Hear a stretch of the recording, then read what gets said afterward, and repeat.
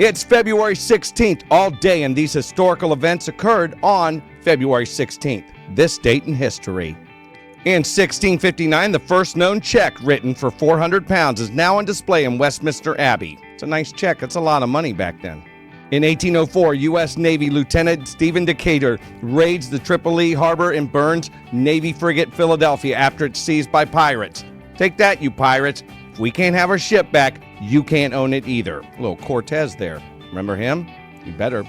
In 1838, Kentucky passes a law permitting women to attend school under conditions. I would tell you what those were, but I don't think you'll like it.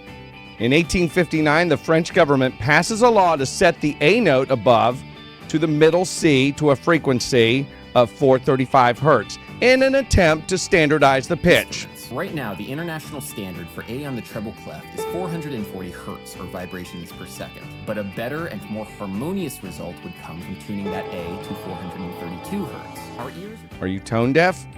Then why am I talking to you?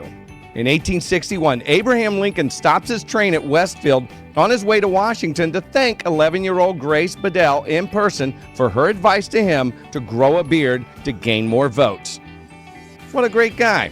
And he does look good with a beard. I have to admit that. In 1923, Howard Carter opens the inner burial chamber of Egyptian pharaoh Tutankhamun's tomb and finds the sarcophagus and a 4,000 to 5,000-year-old dead Egyptian teenage ruler. In 1937, DuPont Corp patents nylon. Yes, of course a man invented that. In 1946, the first commercially designed helicopter is tested in Bridgeport, Connecticut. There it goes. In 1946, the first commercially designed helicopter is tested in Bridgeport, Connecticut. Whee! In 1959, Fidel Castro becomes the 16th Prime Minister of Cuba after overthrowing Fulgencio Batista. Fulgencio Batista. Is that what? Right? Doesn't matter. He overthrew the guy, and the place has been a rotten hole ever since. In 1961, NASA Explorer 9 mission launches a satellite for the first time from Wallops Flight Facility in Wallops Island, Virginia. This was also the first all-solid propellant rocket put into orbit. Look at that. Look at it go.